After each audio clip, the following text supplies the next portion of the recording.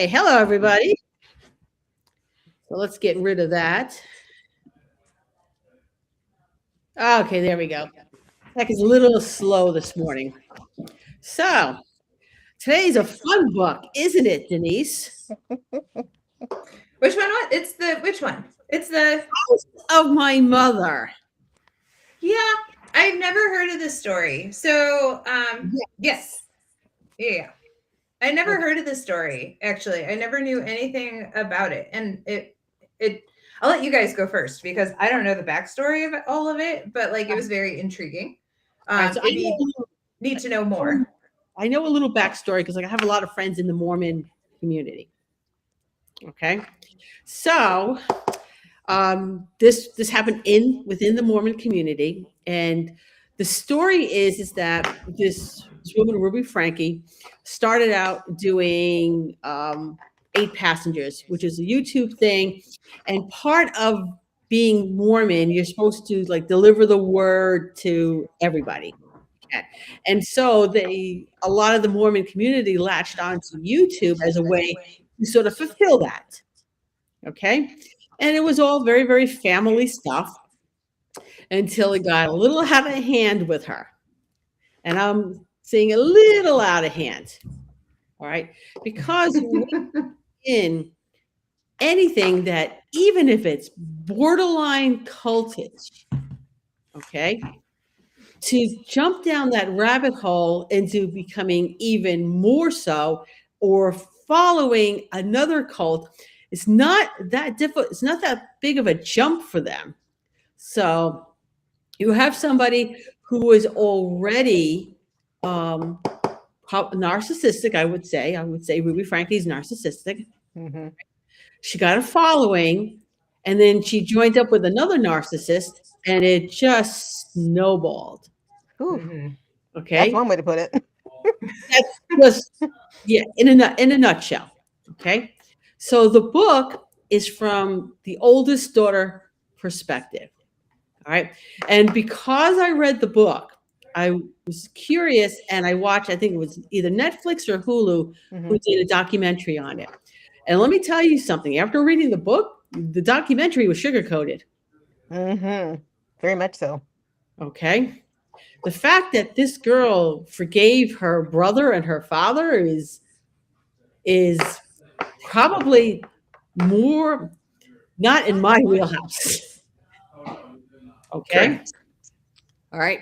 So the book was, and it didn't start off disturbing, and I'm glad she herself did the narration on it, because I don't think it would have had the impact if she would have hired somebody to do it. All right. So the first couple, now I have Audible. So like my first couple of, I don't know, half hour into the book, it was like, oh my God, she's just some spoiled, rotten little kid. And I'm like, that changed really quickly. Okay.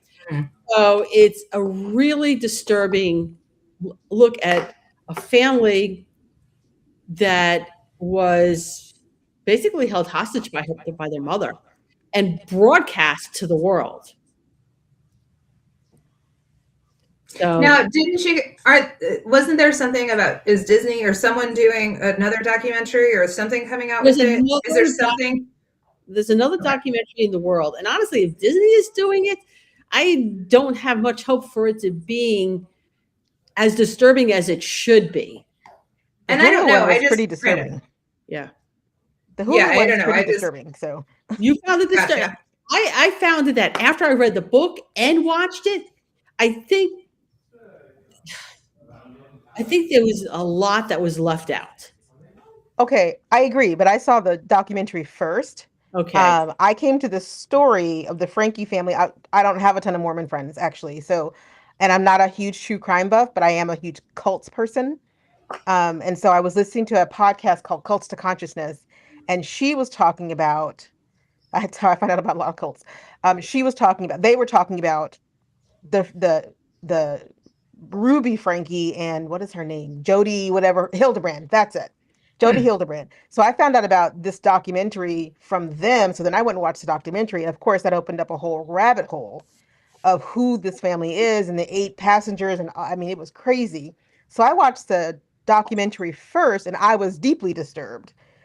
And then when the book came out, I was like, I wonder, I mean, I got to read it because once you watch that documentary, without even knowing that there was all the backstory, I mean, the things that in the documentary that she put her family through were just crazy. Yeah. It was just, so I found the documentary deeply disturbing. The book just sent it over the edge. I mean, the book just things that were alluded to in the documentary, the book just says flat out, here's what happened. Yeah. So And it filled in the blanks. And I think because I read the book first and then watched the documentary, it Makes was sense. a different experience. Yeah. We'll have to look up the documentary. So yeah, I mean, and I'm sure, Sacheen, because of your background and everything, that's why it intrigues you. And I'm the same way when it comes to like how our brains work, not on, Yes. not on the level you are, but like on the things that I love to research and like learn about. Yeah. And so we're always so quick as society to say, how could anyone do that? Or how does it morph into that? Or, oh my gosh, I would never stick around for that. Right. Or any of that. And it's slow. It's a slow progression. It's little things. It's how it gets pushed. And I think that's what the book really showed, was how things that we see as outsiders looking in, and that's unfathomable, us, how does this happen?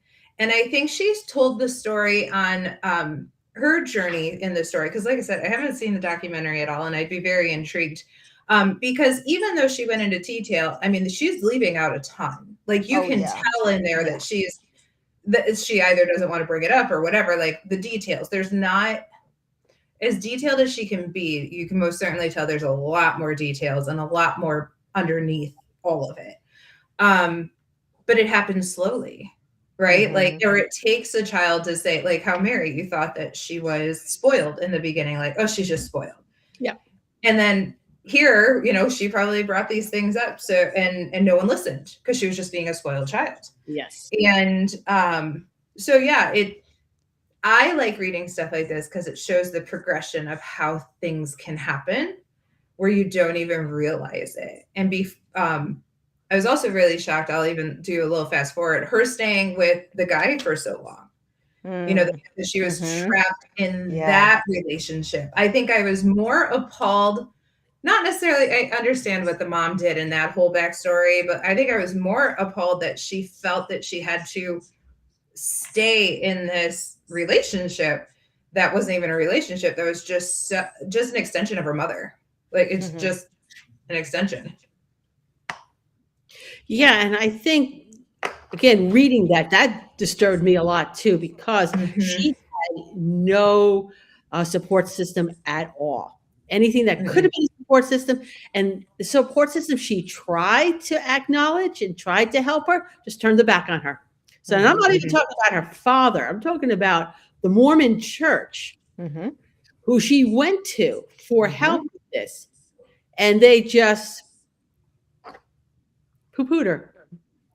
She got punished, but the guy did not. So yeah. And that's probably why in the book I have a hard time with her forgiving her father, because when the midst of all of this happening, she runs into her father on campus. Okay. And again, no support for her whatsoever. That probably, that was just one of the many victimhood that she had to endure because of this. And I also wonder if the reason, because you talk about the slow descent into it, all right, why she was spared, because her mother really just pushed her off. Because her mother felt threatened by her, which is why she wasn't she had an escape route. It'd be intriguing to hear the father side, because what mental games were played to get to that point too. Yeah. To not talk to your daughter, because I have heard, I mean, I'm not saying it was right? Like, but very much like it'd be interesting to hear that side and his version, or how he interprets it, as to why, and who knows what his reason could Oh no, be for doing that. the Netflix documentary does tap Goes into into that. Yeah. Gotcha. Well, I'm going off just the book, so it does go into it. Gotcha. Well, then I'll have to watch it. Now you're gonna have to watch it. Yes. So I have 3 takeaways. Okay. Number one, Shari never stood a chance. I feel like she was born and she just never stood a chance. Yeah. Her entire life she was born to a mother who didn't want necessarily to be a mother, but needed to be a mother because that was what her calling was. And so once she became a mother, I absolutely agree with her. I think that she has narcissistic personality disorder, which is an actual disorder, not the, oh, everybody's a narcissist that gets thrown around. NPD is an honest disorder. It's in the DSM-5. Like, it is a verified psychiatric condition. I think Ruby absolutely has NPD. And I think Shari just never stood a chance with a mother who was not, there were no guardrails around Ruby. It wasn't from her husband, and her mother from the book, her Ruby's mother was like, your job is to be a wife. Like, that is what you're supposed to grow up and be, as a wife and a mother.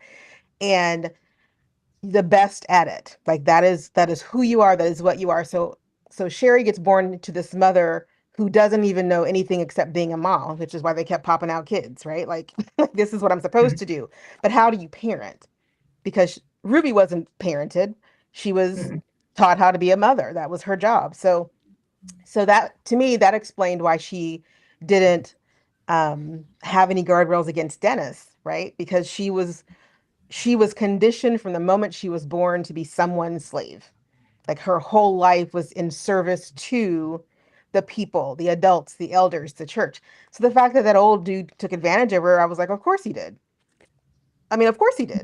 Like, what else was supposed to happen with that? Of course he was going to take advantage of her, because he legitimately was just an extension of her mother.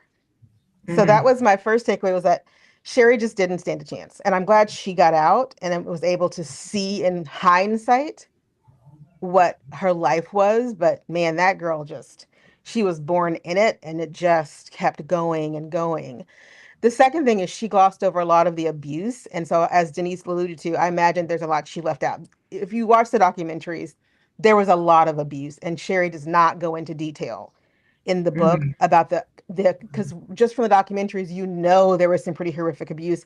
She chooses not to talk about it. I imagine that's part of her healing. And her attempt to, as she says, shield those younger children who took a lot of abuse. And we know that from the documentary, that those younger siblings that she chooses not to talk about hardly at all in the book. You don't really hear about them much. I mean, she's got younger siblings, but she's very careful about protecting them. And I think it's because of the horrendous nature of the abuse that they endured. So she's got a survivor's instinct to protect her siblings. And I appreciated that, because the book could have very much gone into a lot of detail about the physical, because we get the emotional abuse, like you can hear that coming through, but she does not talk about the physical abuse. And we know there was physical abuse. And I can't imagine that her childhood was as abuse-free as she paints it to be in the book, because she doesn't talk about the physicalness of her growing up years at all. She talks that the one time she mentions the hair cutting when her brother cut her hair, that one time, I can't imagine that also didn't come with some physical ramifications, but she does not talk about it. So I appreciated the fact that in her telling of her memoir, she tried to strictly stick to what happened to her, and to protect her siblings, but also to not give into, which would have probably made it an international bestseller 10 times over if she'd gone into a lot of detail about the physicalness, because that's the kind of stuff that people like to glom onto, right? But she didn't. She chose to tell the story in a way that protected a part of her that probably will always be healing. So I really did appreciate that. The third piece to me was, well, first of all, NPD aside, NPD or not, Ruby, I believe, was just evil. And she found Jody, and evil times evil just created more evil. Like, NPD aside, that woman was, whoo, she was something. But the dad, now for me, I don't care about his side of the story, because the minute you abdicate all your responsibility and walk away because some woman told you to. You literally let some outside person come into your home, take your wife, sleep with your wife, take your home, kick you out, and tell you not to talk to your kids. I don't need to hear your side. You didn't exist. So what do I care about your side for? You literally did not exist. You let these people abuse your children. And in the book, I was so mad at him. Every time I turned around, I'm like, who are you? Who are you, father figure floating through life? And it's like, well, his job was to provide for his family. And I know that's systemic to a lot of religions. Like the male is to provide, the woman is to nurture. And in the Mormon church, that is not any different than in a lot of the Christian church. The male is to provide, the woman is to nurture. Those two paths don't cross. So whatever happens at home is her responsibility. I take care of everything else. But there was an abdication, a dereliction of duty of care to his children that can't be passed off on, oh, it's part of their religion. This man gave away his children to another person's craziness. That you can't blame that on religion. I don't know what his problem was, but unlike Denise, I couldn't give two rats' asses about his story. I think he should rot in jail with the rest of them. Personally, I've seen it. That side of the story hits close to a personal note. Understood. And I don't mean I'm not trying to offend. No.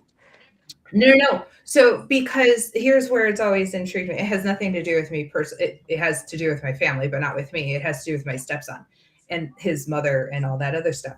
So it actually really intrigues me because there's a lot of similarities between what he was put through in his world and what his mother is able to do to coerce men in the future. It's the weirdest. It really, to me, it's the mental. I am always really curious. There's no excuse. Right. But she has gotten men to stop talking to their children for her. So to me, it's the whole. I'm always intrigued to the mental side. Not that there's an excuse. It's just because in my own personal world, it's something that I've experienced that I don't understand. Right. So I'm just like, how do you fall into this? What is that spiral of doing it? Not that he didn't have a right, but not that he, that he shouldn't have some merit in any of this. But I'm always curious as to, on that end, what is this thought process? What is this spiral? What triggered, what could someone possibly say or do or whatever for you to even have this thought to be okay?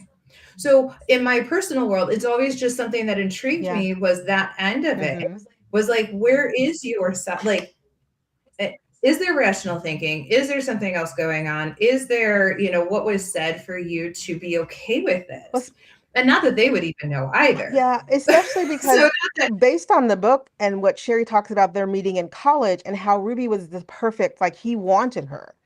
And I'm like, how do you then give over this woman that you love and you perceive, like this is what you wanted, this was your pinnacle. Like I think they got married really fast. Like they got together and they got married super fast.